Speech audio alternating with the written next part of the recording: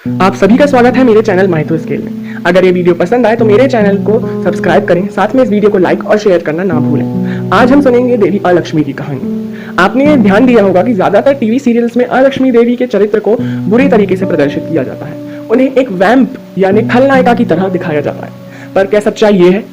इसका प्रमाण हमें देता है लिंग पुराण। लिंग पुराण में हमें देवी अलक्ष्मी की विस्तृत कथा के बारे में जानने मिलता है।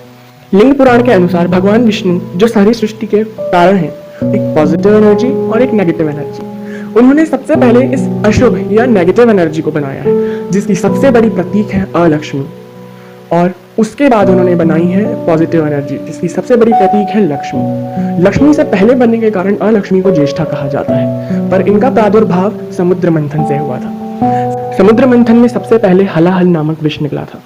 वो विष और कुछ नहीं, अलक्ष्मी के आगमन की सूचना थी। पर्वत के जिस तरफ अंधकार था, यानी कि पर्वत के जिस तरफ छाया थी, वहां से निकली अलक्ष्मी।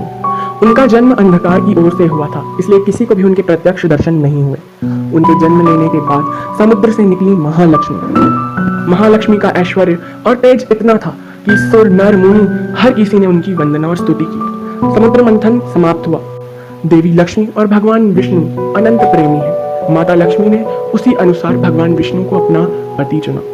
जब माता लक्ष्मी ने विष्णु भगवान को वर चुन लिया था, तब अलक्ष्मी के मन में भी विवाह की इच्छा जागी, और श्री विष्णु से अच्छा पति और कौन हो सकता है। अलक्ष्मी ने भगवान विष्णु को अपने पति रूप में प्राप्त करने की इच्छा जाहिर की।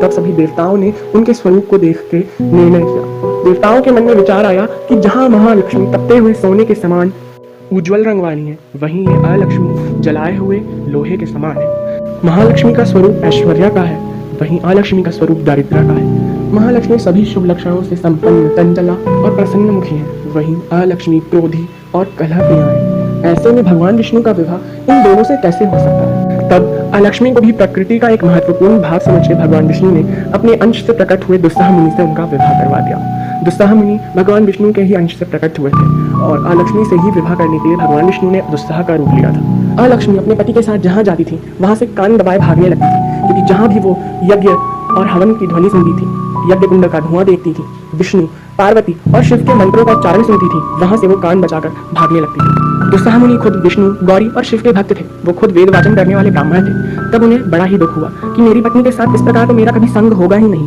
तब इस चिंता में जब वो वन में भ्रमण कर रहे थे, तब उस भयंकर वन के बीच उन्हें मार्कंडेय मुनि मिले। तब मार्कंडेय मुनि को प्रणाम करके उन्होंने पूछा कि हे भगवान, इस प्रकार मेरा और मेरी पत्नी का कोई भी रिश्ता नहीं बचेगा।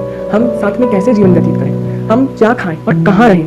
तब मार्कंडेय मुनि ने उन्हें बताते हुए कहा कि तुम्हें उन जगहों पर नहीं जाना चाहिए जहाँ यज्ञ, अग्निहोत्र, वेद वाचन और पूजन होता है। ब्रह्मा, विष्णु, शिव, गौरी, दुर्गा, लक्ष्मी, सरस्वती, अग्नि, वरुण, इंद्र आदि इन सब शुभ देवी देवताओं की पूजा होती है। आपको उन घरों से भी दूर रहना चाहिए जहाँ पे स्त्रियां अलक्ष्मी और आपकी पूजा करती हों, जहाँ सभी सद्भावना से रहते हैं, पति अपनी पत्नी की और पत्नी अपने पति की इज्जत करते हैं, जहाँ बच्चों को बिना खिलाए लोग खाना नहीं खाते। ऐसे स्थानों पे आपको नहीं जाना चाहिए। ये बात सुन के दुस्साह मुनि अपनी पत्नी के पास लौट गए। कुछ समय विहार करने के बाद दुस्साह मुनि और उनकी पत्नी अलक्ष्मी हर उस घर में जाती जहाँ भगवान का पूजन और यज्ञ नहीं होता, जहाँ अतिथि का और गौ का सम्मान नहीं होता। उसके बाद वे एक पीपल के वृक्ष के नीचे पहुंचे, जहाँ पे दुस्साह मुनि ने अलक्ष्मी से कहा कि मैं अब रसातल जाता हूँ, वहाँ मैं तुम्हारे लिए और अपने लिए एक स्थायी घर ढूंढता हूँ जहाँ हम हमेशा रह सके। ये बोल के दुस्साह मुनि पास से ही जलाशय में प्रवेश कर गए। उस जलाशय से दुस्साह मुनि कभी नहीं लौटे। अपने पति का इंतजार करते हुए अलक्ष्मी पीपल पे ही बैठी रही। कुछ समय बाद जब वो भोजन की खोज में निकली, तो हर उस घर में जाती थी जहाँ पर लोग पाप करते थे, अनाचार करते थे, तथा लक्ष्मी उनसे रुष्ट होकर जाने लगती थी, नहीं करती थी। कुछ समय बाद भगवान विष्णु की आराधना करते हुए अलक्ष्मी ने विष्णु और लक्ष्मी के दर्शन भी प्राप्त किए। अलक्ष्मी रोते हुए विष्णु भगवान से बोली कि मैं कैसे अपने पति के बिना अपना भरण पोषण करूं?